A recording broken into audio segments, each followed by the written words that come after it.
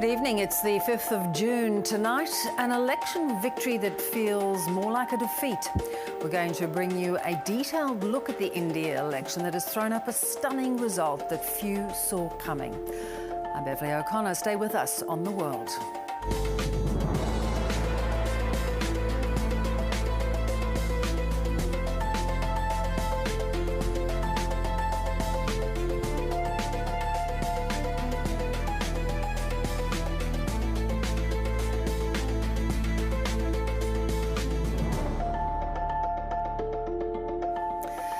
Narendra Modi set out on this election campaign to secure a super majority, but today he's had to meet with allies to shore up support after a humbling rebuke. His party has not only lost its majority, but its hold on its traditional heartland of Uttar Pradesh. The opposition, of course, is jubilant, making inroads into BJP strongholds in what's seen as a stunning comeback. Modi, though, has still secured an historic third term, but for the next 5 years, the BJP will govern in a coalition called the National Democratic Alliance, relying on allies to pass laws and enact its agenda. Let's take a look at how the result unfolded. Modi! Modi!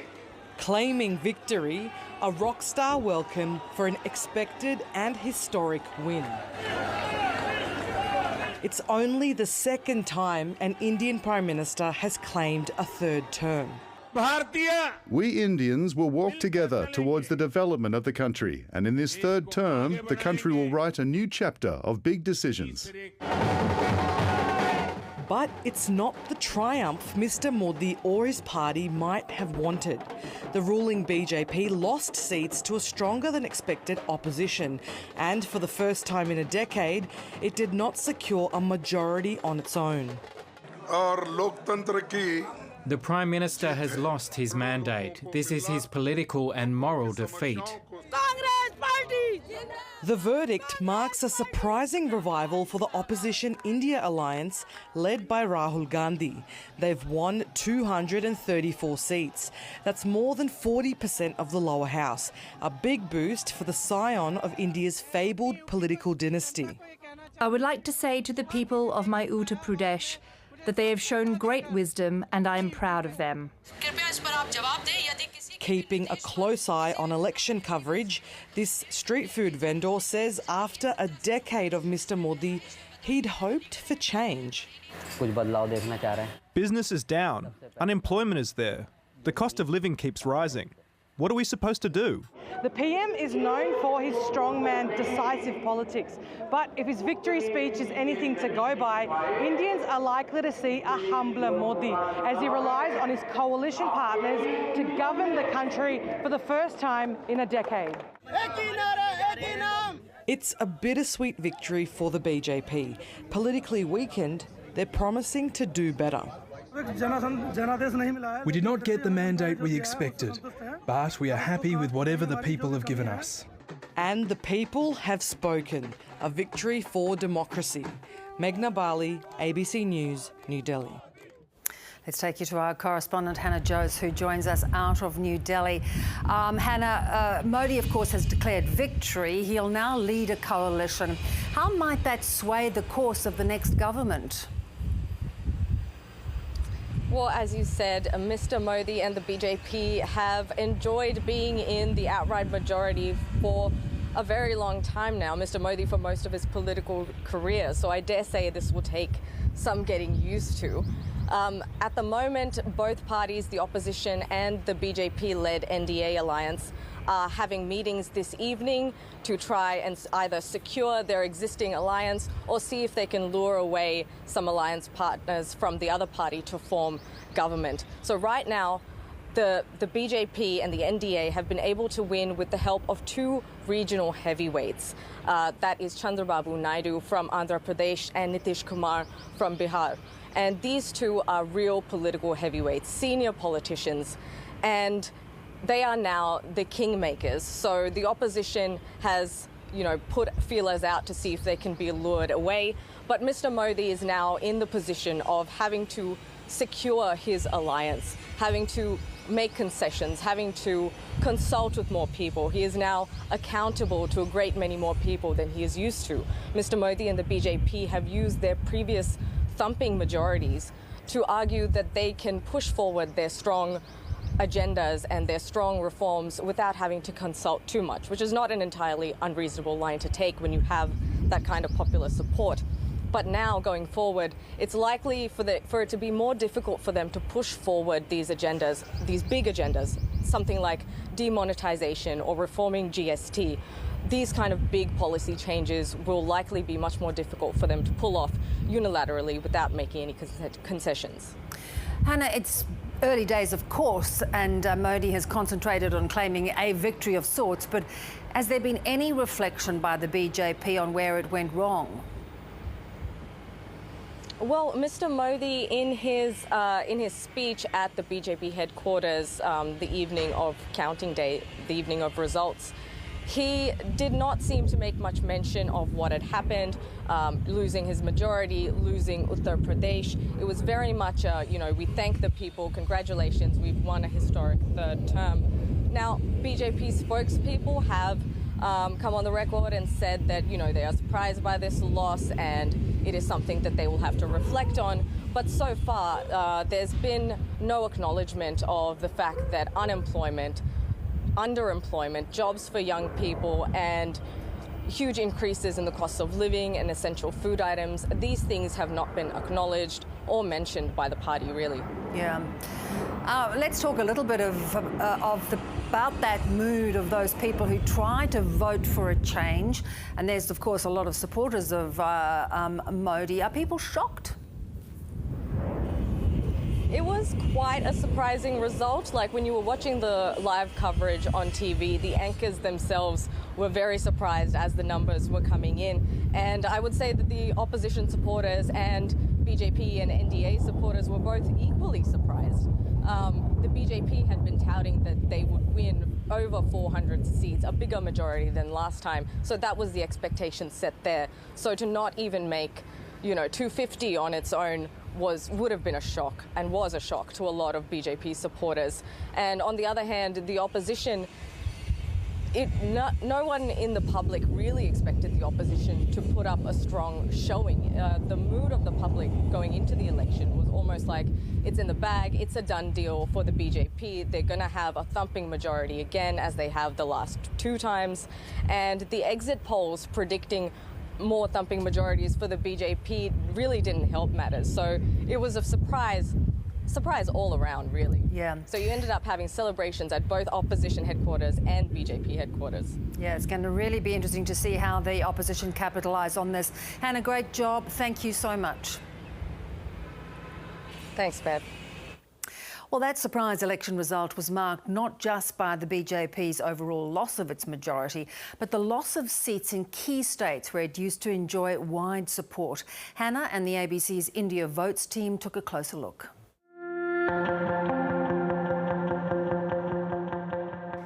The BJP copped some heavy losses this election. Several prominent candidates lost their seats.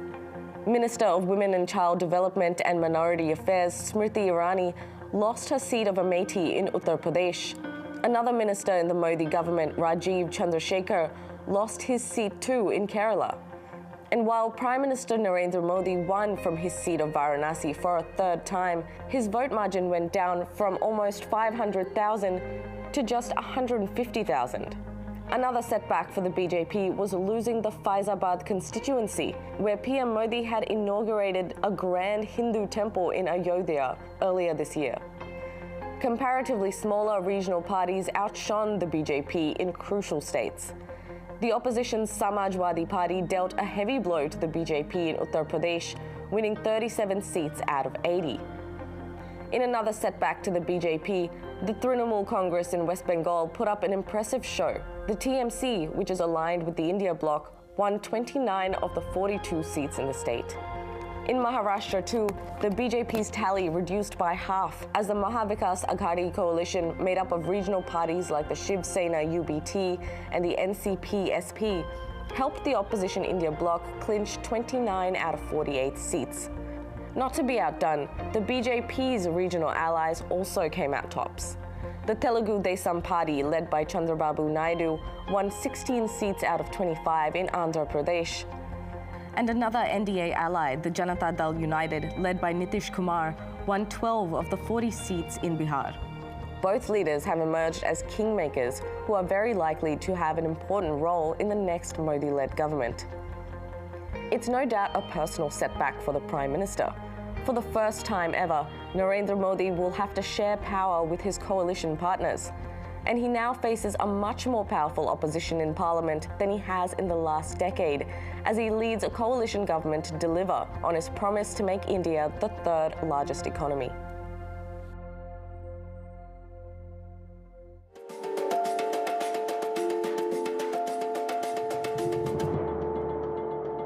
Well, a jailed Sikh separatist leader has won a seat in India's parliament in what's been called a sign of public anger over his incarceration. Amritpal Singh was detained after he and hundreds of armed supporters stormed a police station demanding the release of one of his aides. He remains in a high-security prison in Assam state but still ran as an independent for his Punjab constituency about 3,000 kilometres away. He won over 400,000 votes, running on a platform of tackling drug use among Punjabi youth and calling for adherence to religious teachings. But he also backs the creation of an independent homeland and for his people, decades after a long and bloody Sikh insurgency was stamped out in India. I want to thank all the people who, despite the heat, stood by a man from a humble background. The verdict of the people has crushed the government's narrative that has maligned the image of Sikhs around the world. Well, the election results have made India's stock market jittery. The BJP's lack of a majority triggered India's heaviest selling period since the onset of the pandemic. Stocks did recover some ground today, but the political uncertainty means foreign money managers are thinking twice about committing to more investments.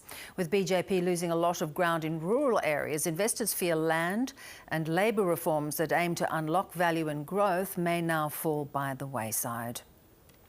Well, throughout the Indian election campaign, Narendra Modi's nationalist BJP party relied heavily on exploiting historic Hindu-Muslim tensions. He even went so far as to call Muslim infiltrators during an election rally back in April, which sparked accusations of hate speech by the opposition. Journalist and editor of Mojo Story, Barker Dutt, joins us out of New Delhi. Barker, what a day, what a couple of few days. You were one of the few journalists actually predicting this shock outcome. What made you realise it was coming?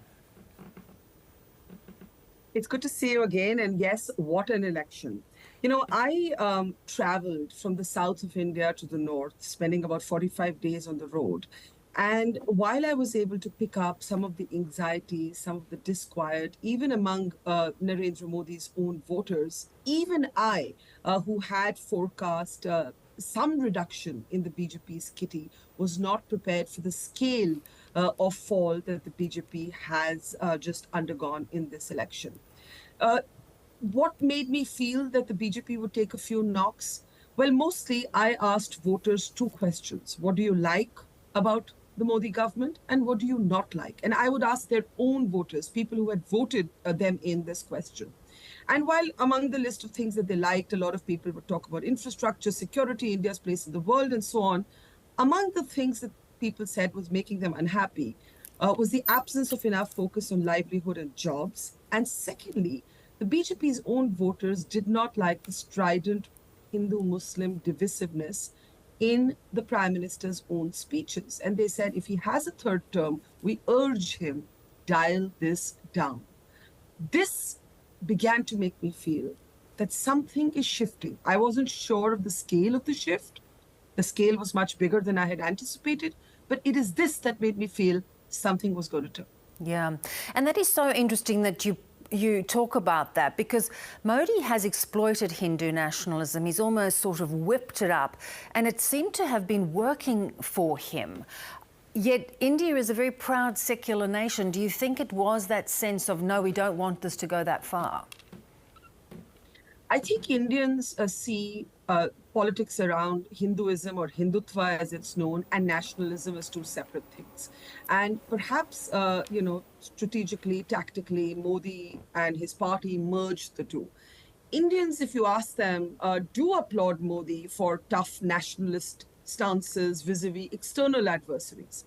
What they're not so comfortable with is when people at home are othered, when the Muslim community, 200 million Indian Muslims, are othered or treated as adversaries. And, in your opening comments, you spoke about the speech where the Prime Minister referred to members of the Muslim community as infiltrators. Later, intriguingly, in the campaign, obviously he got feedback that this had dented his image. This wasn't working for him. He actually disassociated from those remarks completely.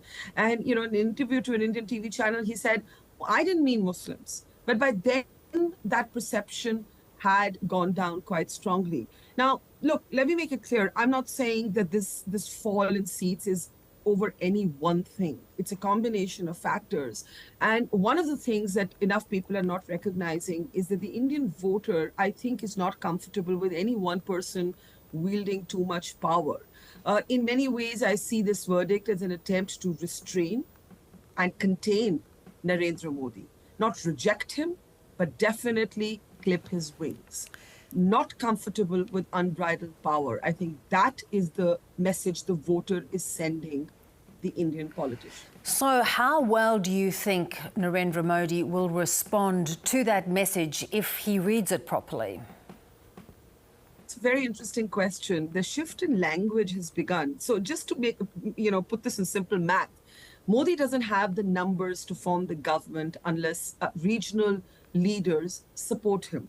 The two big regional leaders on whose support he's counting have politics very different from him.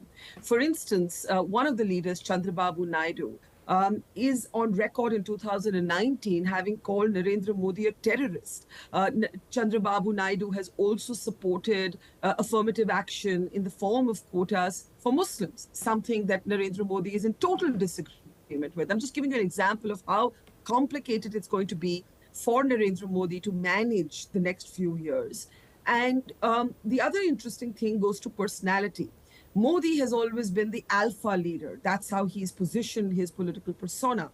Now he has to go from being the alpha male to the consensus builder, because that's what you need to be to run a coalition government. And Modi, whether it's state politics or national politics, has so far never had to run a minority government. This is his first time that he will be confronted with that. And he's going to have to let go not just of some of his more contentious policies that his allies will not agree with, but also some of the more angular parts of his own persona. He's going to have to soften the edges.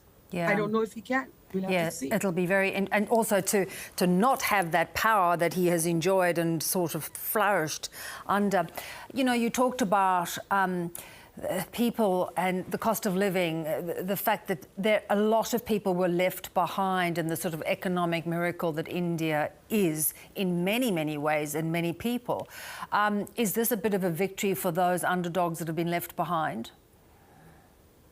I'll tell you a story. I met a young man at an opposition election rally when I was traveling, and he was in his early 20s. And he said, look, the only thing that matters to me is to get a good job, because it's not just about being unemployed, it's also about being underemployed. So there are a lot of people with good educational qualifications who can't get a decent break. And he said to me that if Narendra Modi in his 70s can ask the country for another chance, then in my 20s, do I not have the right to ask for a good job? And that story always stays with me. I think there was a sense of, the underdog speaking. There was also a sense of a kind of David versus Goliath battle. Everybody went into this campaign assuming that it was going to be one-sided. Modi had to win. There was a kind of air of invincibility around him. And even more than the opposition, and some credit to them for having run a very spirited campaign, it's people. It's people's own spirited pushback. It's drawn a boundary around Modi's powers. That's how I see it. Modi is still a very powerful political brand, but he is being reined in, and he's being reined in by democracy. And I think that's a wonderful thing. And tomorrow it could be some other party, and I think the Indian voter would react in a similar way if somebody got too powerful and began to believe in some ways in their own invincibility. Yeah, and I think that triumph almost for democracy is wonderful for other countries to look at, where democracy has been diminished in so many ways in so many other countries around the world. Well, you know, it's interesting. There have been so many global commentators lamenting the decline of India's democracy. And I've actually never agreed with that argument. And my argument has always been that, yes, we are imperfect as a liberal democracy. We can do much better on free speech or, you know, independence for our institutions. But as an electoral democracy, we're irrepressible. I have always made that argument that the people of India are irrepressible, at least as far as their vote goes. The vote is the one thing that is equal in an extremely unequal, large, diverse country. And I think people are reminding the polity of that diversity, of that federalism, of how complicated we are. There is no single language or region or religion that holds us together. It is a larger idea of diversity. And therefore, that complexity is something that the politicians are going to have to deal with, this idea of sort of one leader, one language, one religion. India isn't that. And I think we're seeing the voters express that through their vote. Absolutely. Always love to get your thoughts on things and analysis. Thanks, Barker. Thank you for having me. Hope to see you soon. Likewise. Well, India's marathon 6-week election had record-breaking figures in terms of turnout, with some voters going to extraordinary lengths to ensure that their voice was heard. With extraordinary effort, India has pulled off the largest election the world has ever seen. Votes were cast at over 1 million polling stations nationwide during a 6-week phase, but not without difficulty.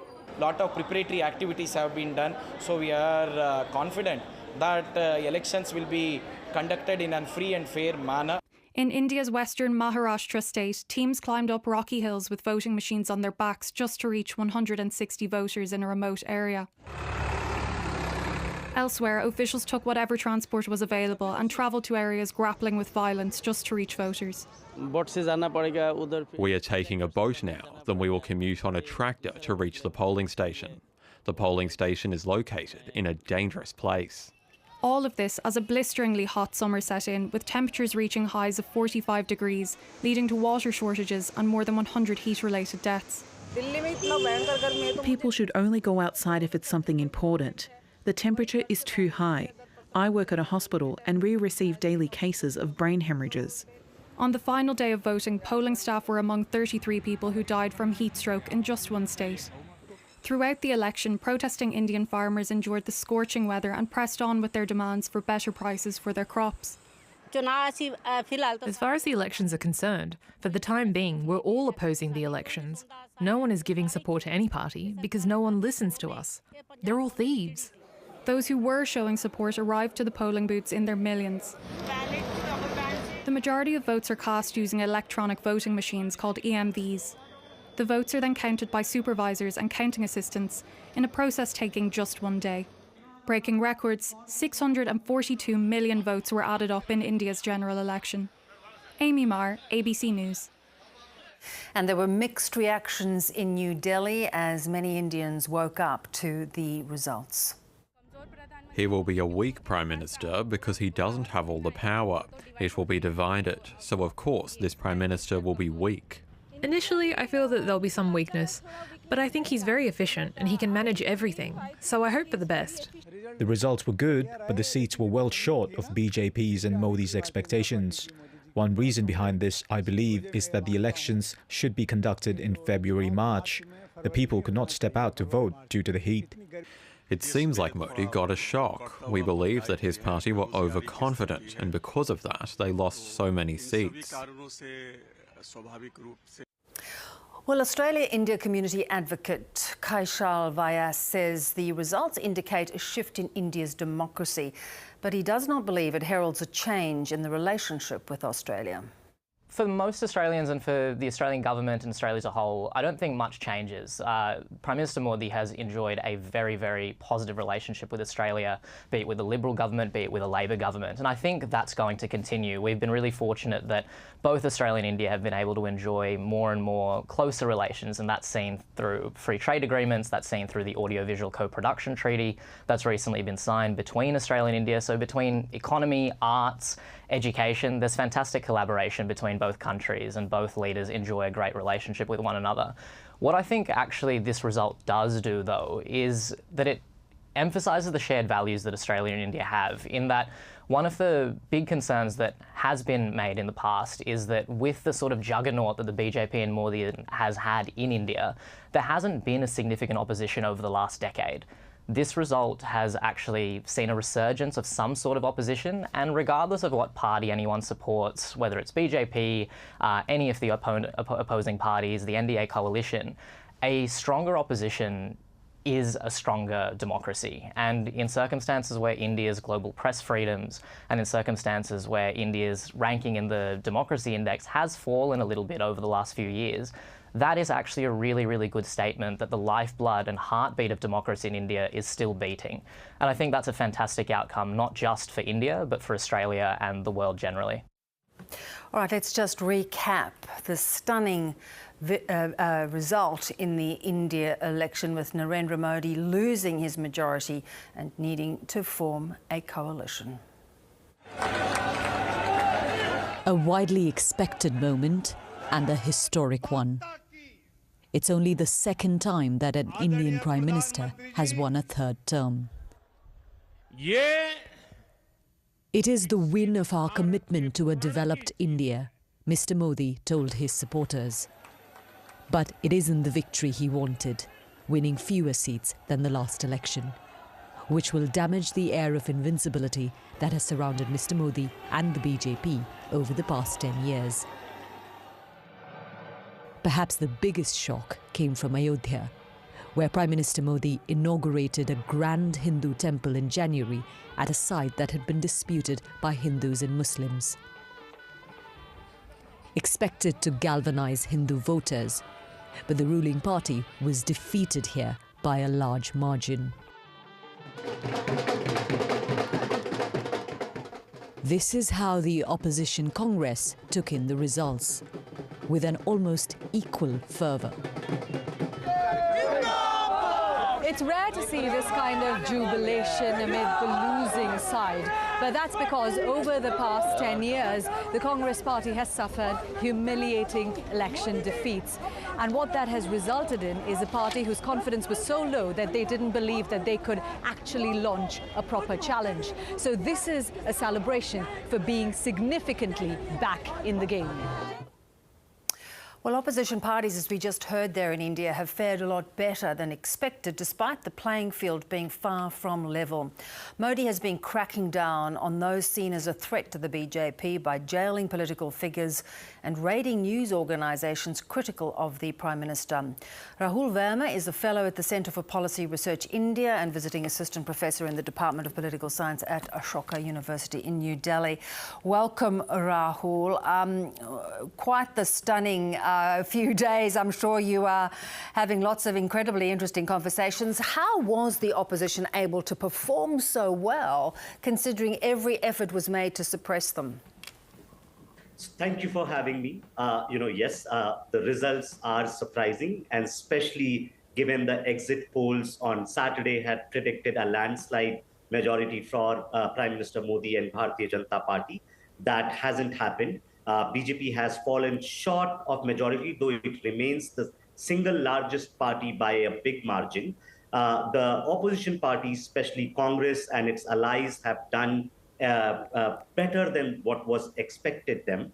At this moment, 12 hours after the result, it would be hard to come up with a single overarching explanation of why what has happened.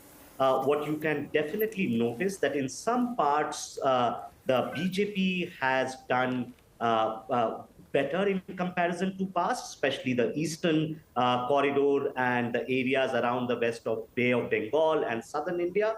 But it has lost considerably in some of its core states in northern states, whereas opposition seems to have held on to some of the states and performed relatively better with allies in some of the bigger states of India. Now, why this may have happened, there are a couple of factors. I would say that pre-poll surveys had indicated that there is a large number of voters who are anxious about their economic situation.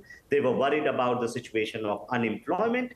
And it also seems that people from the bottom half of social pyramid, those who receive some kind of affirmative action help, they became anxious, especially given the opposition's counter-offensive, that if BJP comes with a big majority, they might tinker with the constitution and some of the social justice right. So it seems that a confluence of some of these factors have helped opposition to do better than what was expected of them. Yeah, so, and that's an interesting point that you make. It may be more against the BJP or the concerns of that sort of huge majority, not necessarily the performance of the opposition. And I'm particularly interested in your thoughts of Rahul Gandhi as a potential future Prime Minister. So it would be difficult to do that kind of crystal ball gazing at this point of time, because Congress, while it has improved its performance considerably, they have doubled their seat tally and have improved their vote share. But Congress still remains the second largest party, and the gap between BJP and Congress is large. Even when you put all the opposition parties, especially that were part of the Congress alliance, are below the Bharatiya Janata Party and its allies, right? So yes, it's possible that Congress can attract some more players and may make a claim to form the government, but that remains a bit thing to be seen in future. And it's also possible that Congress might want, like even if it wants to form a government today or say a couple of years later, they might want to get a leader who might have more appeal towards the broader section of political parties. And in that sense, Rahul Gandhi might be as a de facto leader of the party, but he may not take a formal position. Even now, while he is the most important leader for the Congress, he's not the president of Congress party. Yeah, okay, interesting. So look, let's talk a little bit about those economic factors that were probably at play. You know, Modi had wanted to position India as the third largest global economy. There was a lot to do to get there. How do you see his new coalition partners working with him in terms of that economic progress? So I think BJP and Prime Minister Modi, if they get the third term, this would be in coalition. The previous two were in a single party majority. And so they will have to be dependent on some of these coalition partners, and they will have to be more accommodative of their aspirations. That means some of the big bang reforms that the BJP had planned will need more consensus building. But what we have seen from India's past, that once you have coalition government, while it becomes harder to get legislation passed, but once they get passed, because there is already some consensus building that has already taken place, it's much more possible that it will see through the light of the day. I think Prime Minister Modi would want to continue to leave, work towards leaving a big positive legacy on the economic front. And they will continue to hopefully build more consensus. But they will have to work in a challenging environment, not because of just reduced majority. India remains a country where a large number of people are poor. They are dependent on state for their well-being. There is extreme and this is a global problem where unemployment seems to be on rise and income inequalities are rising. And so those challenges are going to be greater in a country like India, where you have a billion-plus population. So no matter who becomes the prime minister in a week, the challenges are going to be very formidable, and they have to work on that. Are you confident Modi will serve out this term? It's crystal ball. Difficult to say at this moment of time, and it would also depend on in a couple of months we'll also have elections in some important states. BJP has not done really well in these states this time around, especially state of Maharashtra, where you have Mumbai, which is considered as financial capital of India. And so if BJP continues to underperform in some of these states, I think the power or the projection of power of BJP will see a considerable hit. And so there are multiple scenarios possible, and each would depend on how BJP performs in the domestic arena and how it is accommodative of various allies that have joined them. And, you know, even our Prime Minister Rahul got on board with Modi mania. We have a big Indian diaspora in Australia. Where do you think this positions Modi now on the world stage, given he's had this little bit of a setback? See, it's not easy for any incumbent to see a third time return, right? What, of course, BJP was hoping that Prime Minister Modi would return third time with a single majority, and that would have been historic both in the Indian context but also in the global context. You know, many countries are going to see polls in next few months. You will have Rishi Sunak of UK facing polls in July, President Biden facing polls in November. And in each of these places, incumbents are not going to have an easy time. So returning third time is impressive, but yes, I think because they are coming with a reduced majority, if they come to power, that will have some bearing, but Modi continues to remain very, very popular leader, and I think that is likely to continue. Rahul, great to get your thoughts on this. Thank you very much for joining us. Thank you for having me. And that's where we're going to leave our special coverage. But do stay with the ABC News channel after the world for an in-depth look at the story behind Narendra Modi. Now, that'll happen just at around 10 o'clock Eastern Australian time.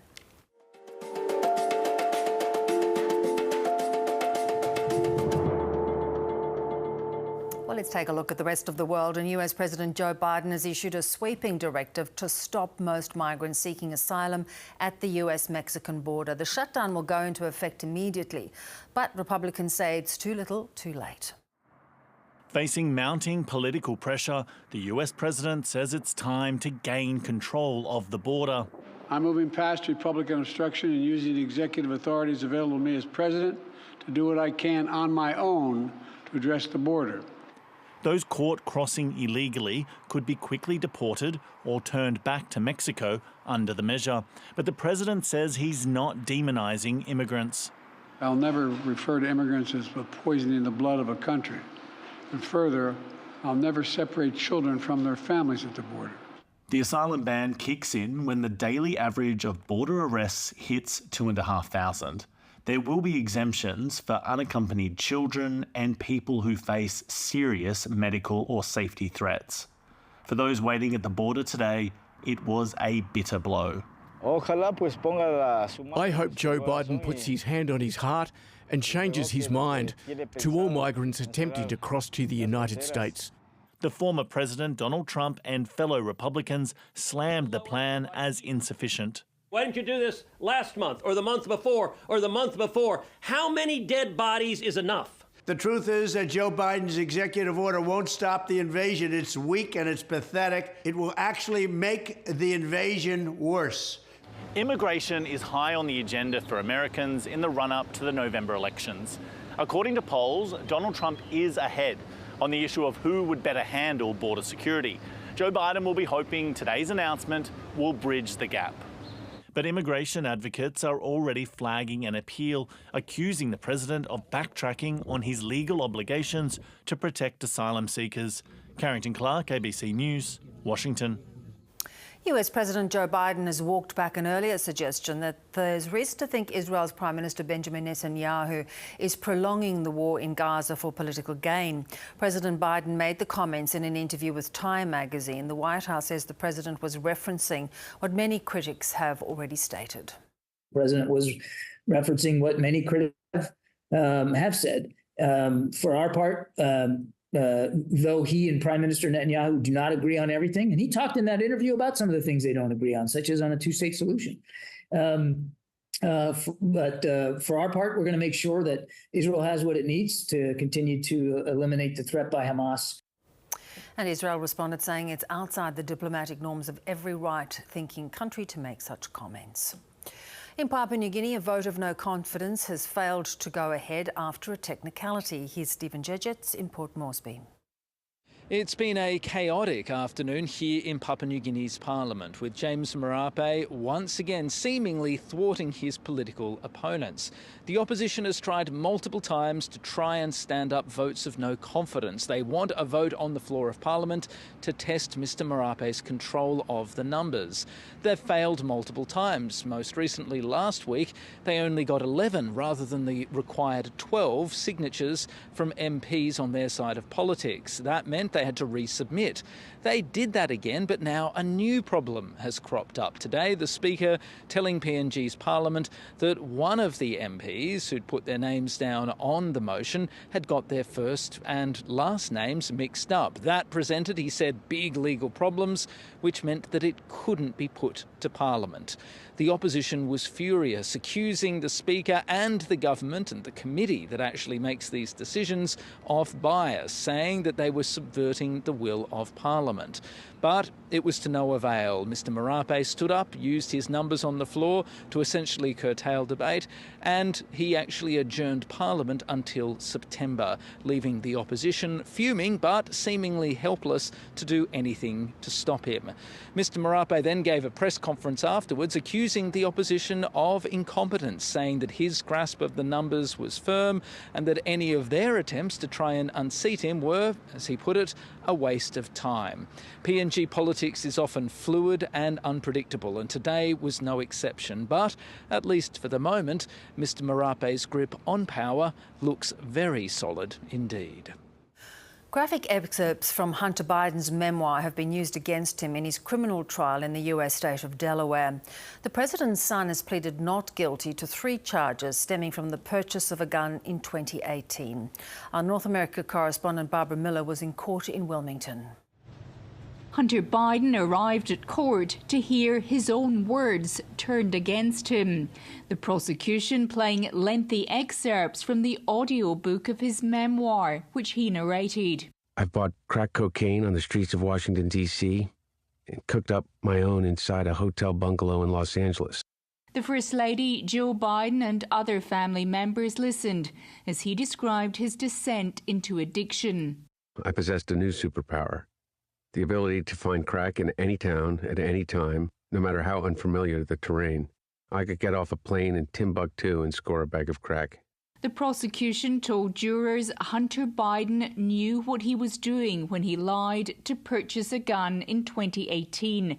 No one is above the law. Addiction may not be a choice, but lying and buying a gun is a choice.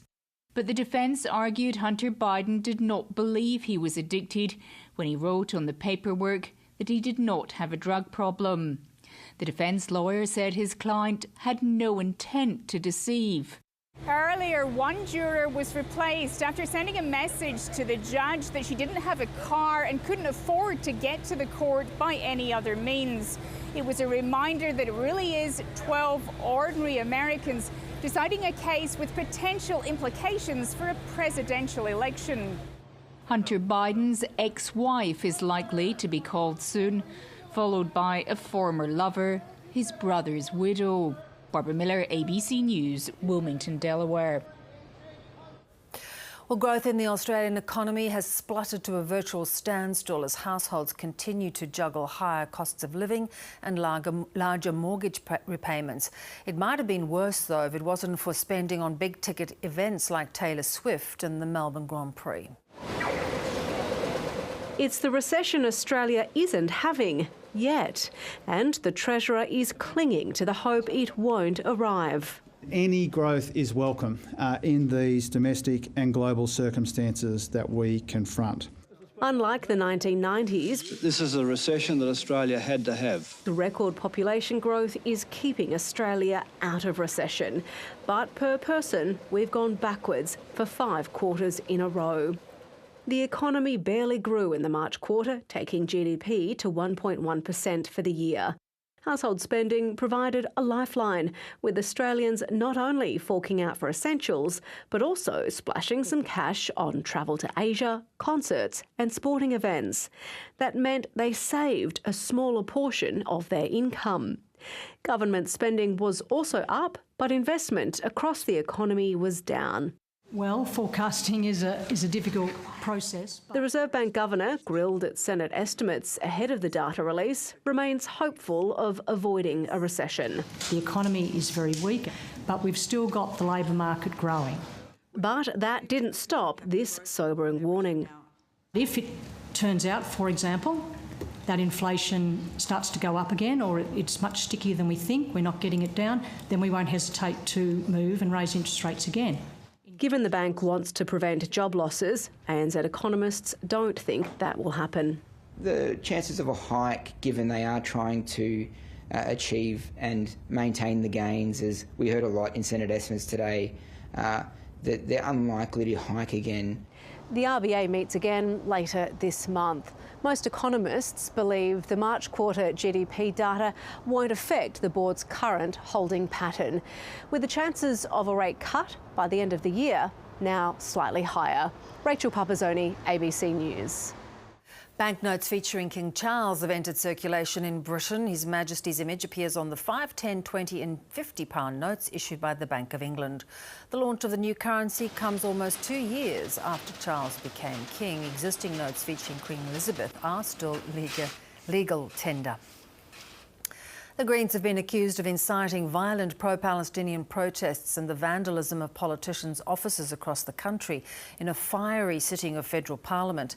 The party's leader insists the Greens are supporters of peaceful protests and have done nothing of the sort, accusing the Prime Minister of trying to make the war in Gaza all about him. As Prime Minister, Anthony Albanese doesn't get to spend a whole lot of time at his Sydney electorate office, and for the last 6 months, none of his staff have been able to get in either. Enough is enough. Yeah. Frustration and anger over the picketing and vandalism of MPs' offices by pro-Palestinian protesters. Bipartisan blame for those accused of inciting it. The time for senators and members of parliament to continue to attend and inflame tension outside these offices must end. Yeah. The offices of elected members of parliament being targeted with red paint, with vile messages. The Greens should condemn it instead of condoning it. I will not be lectured to about peace and non-violence by people who back the invasion of Gaza. The Greens leader accusing Labor and the coalition of ignoring the horrific human cost of war. Instead of talking about the victims, the Prime Minister wants to make it about himself. Insisting his party members, elected or otherwise, are not to blame. The Greens, as a party of peace and non-violence, support protest that is peaceful. What happened in Parliament today was the culmination of months of frustration from Labor and the coalition that the Greens are using debate on the war in Gaza simply to win votes here at home. But the Greens' support for the Palestinian cause has been clear, long before this current chapter in the conflict began. And its argument that Australia isn't doing enough to call out Israel's offensive may well be resonating with parts of the community. Matthew Doran, ABC News, Canberra. Australia's online safety regulator has dropped a high-profile legal case against Elon Musk's social media giant X. The eSafety Commissioner wanted the platform to take down videos of the stabbing of a Sydney priest. The federal court case was shaping as a test of the regulator's global power, but has now been abandoned. The battle has been lost. I made a strategic decision to withdraw here. But the eSafety Commissioner warns the fight is just beginning. Let's face it, the war is going to be much longer and more extended. In the wake of the stabbing of a Sydney bishop in April, the Online Safety Authority wanted to force X and other companies to take down graphic vision of the attack. Not just here, but globally. The only way you can remove that content is at scale, is at the source. X and its billionaire owner were quick to claim the win. This case has raised important questions on how legal powers can be used to threaten global censorship of speech, and we're heartened to see that freedom of speech has prevailed. Freedom of speech is worth fighting for. Elon Musk took a personal interest in the case. Julian Mangrand says that carried consequences. He issued a dog whistle to 181 million users around the globe, which resulted in death threats directed at me. We back the e-Safety Commissioner, particularly in light of the reprehensible threats to her physical safety and the threats to her family. It is an absolute disgrace that she and her family have been subjected to this online abuse. This case was being closely watched as a test of a domestic authority's power to regulate a global space. Some have argued it would have been a hard one for the e-Safety Commissioner to win, and others hope highlighting the regulator's lack of power might push governments into action. It may end up that the case for change will be proved by losing in court rather than by winning. Media giant News Corp wants social media platforms to have to abide by a social licence. Essentially, a new set of tougher regulations and obligations as to how they operate in Australia. It's time for them to play by our rules. Given recent experience, that might be easier said than done. Tom Lowry, ABC News, Canberra. Health insurer Medibank plans to defend allegations it breached privacy laws in the lead up to a massive data breach almost 2 years ago. The Information Commissioner will argue that Medibank failed to take reasonable steps to protect the personal information of nearly 10 million customers, which resulted in hackers posting their names, addresses and Medicare card numbers to the dark web. With so many affected, the maximum fine could reach into the trillions of dollars. Ultimately, though, it will be up to the federal court to determine the appropriate penalty. Entities aren't going to be punished just for being subject to a data breach, but they are going to be the subject of investigation by our office for failure to put reasonable steps in place to prevent such a breach from happening. Now, to many, a prenuptial agreement is a Hollywood concept, but the harsh economic reality is driving more Australians to get them. With reliance on the bank of mum and dad increasing, some parents are also seeking assurances that any gift they give does not disappear in a relationship breakdown. Housing affordability is declining. There is uncertainty in the economy, and people are really looking at ways to secure what they've earned. If you're tying the knot, this is the last place you want your marriage to end up. But it seems more and more Australians are taking precautions. We're about to visit a law firm that has seen a 79% increase in BFAs, binding financial agreements, essentially prenups, and they're right across the road. So what is behind this rise in BFAs? The bank of mum and dad, who are transferring their wealth now rather than as part of the will. There's couples who have got an imbalance of wealth. And the other major group would have to be blended families. There's no registry of BFAs, but several private practices estimate requests doubled since the pandemic. The Law Institute of Victoria confirmed the rise, but put the increase lower. With median house prices almost 36% above pre-pandemic levels, high inflation, and a spike in divorce applications, you can see why BFAs are on people's minds. And the Bank of Mum and Dad can demand what they like, being now ranked between the 5th and 9th largest mortgage lender. Antoinette Sagaria tied the knot in 2019. She and her wife are happily married, but they're getting a BFA. And that's partly driven by her job as a real estate agent, where she often helps couples sell properties when things go wrong. I have the benefit of knowing exactly how expensive and how difficult and challenging these situations can be. The uptake of BFAs might be increasing, but there are still plenty not taking the precaution. Youth sociologist Julia Cook has studied how borrowing money from family to buy a home can affect relationships and found of 80 participants in her study, none had a BFA. It's not very nice if you're a parent to be talking to your child about what might happen if they divorce their partner. There are some difficult conversations that have to be had, but I would much rather have them from a respectful place and a point where we do love each other and want the best for each other. Jared Can, ABC News. Well, the Royal Australian Mint has unveiled its most highly anticipated coins in recent times, featuring Australia's favourite blue healer, Bluey. The 3 collectible coins go on sale tomorrow. Isaac Naruzi had a sneak peek.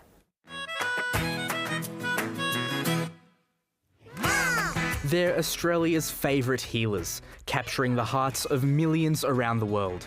Now, Bluey and family have been immortalised in limited edition collector's coins, or $1. We've got a coin that's got Bluey herself on it, Then we've got the Healer family, and of course the third coin is one of my favourites, the grannies. Let me count my coins. 1, 2. Oh, that's a nice one. Hurry up! Count my coins. These won't go into general circulation, and demand is expected to be so great, the Mint is encouraging people to register through an online ballot. The dollar bucks will be available for sale as individual coin cards or in a 3-coin set with a sticker sheet, and just 30,000 of each have been minted. Interestingly, there are a few little sort of Easter eggs through the program as well. There's a long dog in each of the coins as well that people can be looking for. May I help you with those coins? Pardon? The dollar bucks will be released for sale tomorrow morning. Hooray! Isaac Naruzi, ABC News, Canberra.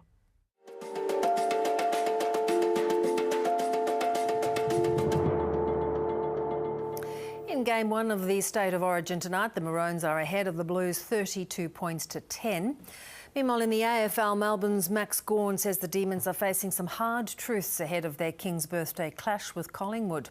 Melbourne's form has been up and down after a 92-point loss to Fremantle on the weekend, and the D's are sitting outside the 8, having won just 2 of their past 5 games. At today's launch of the 10th instalment of the Big Freeze at the MCG, the Melbourne skipper said the Demons have been working hard to correct their form and now have to show it on the field. We're not the team we want to be. I've stood here a few times this year defending our culture, and I'll stand here again and defend our culture. I think it's where it needs to be off the field, but it's not quite there on. Yannick Sinner will become the first world number 1 from Italy after Novak Djokovic pulled out of the French Open with a knee injury. Djokovic had qualified for the quarterfinals but won't take to the court, ending his title defence. This looks a bit more concerning. Novak Djokovic had a medical timeout early in his 4th-round win over Argentina's Francisca Cerundolo. Last night, the 37-year-old withdrew from the tournament, saying, "I played with my heart and gave my all in yesterday's match, and unfortunately, due to a medial meniscus tear in my right knee, my team and I had to make a tough decision after careful consideration and consultation. That decision will see him lose the number 1 ranking." You will become the first Italian ever to be number 1 in the world. Australian Open champion Yannick Sinner will officially take the top spot on Monday. It's everyone's player's dream to become number 1 in the world. In the other way, seeing Novak retiring, it's for everyone disappointing. So I wish him a speedy recovery. The 22-year-old defeated 10th seed Grigor Dimitrov in straight sets, but it's likely to be less straightforward in the semi-finals when he will face the artistry of the world number 3 from Spain. The typical finish, Carlos Alcaraz. Australia's Alex de Minaur will be playing for a place in the semi-finals when he meets German Alexander Zverev. It's not just myself, I think it's just the whole country is showing what we can do. The winner of 3 of the past 4 French Opens, Iga Swiatek, has conceded only 2 games in her last 2 matches. I felt like I was in a zone today. The Polish player will face American Coco Gauff in the semi-finals. Duncan Huntsdale, ABC News. Let's get a check of the weather. Here's Eleni Roussos. It's set to be a wet end to the week for the southwest and the southeast of the country as 2 different rain-bearing systems build off the coast. Moisture is feeding into a surface trough off the New South Wales coast and will drive heavy rain down the central and southern coasts over the next few days, while a cold front will begin crossing WA's southwest from tomorrow.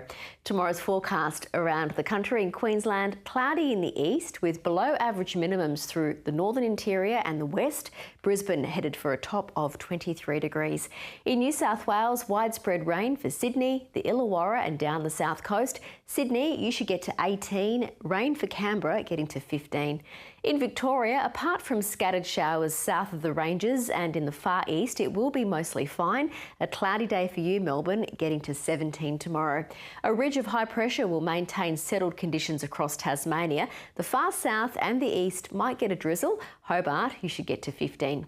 That ridge will also keep the weather fine through South Australia. Another partly cloudy day in Adelaide, getting to 18 tomorrow. In WA, rain and showers for the southeast corner. Winds will also be choppy off the coast, a possible storm for Perth 23.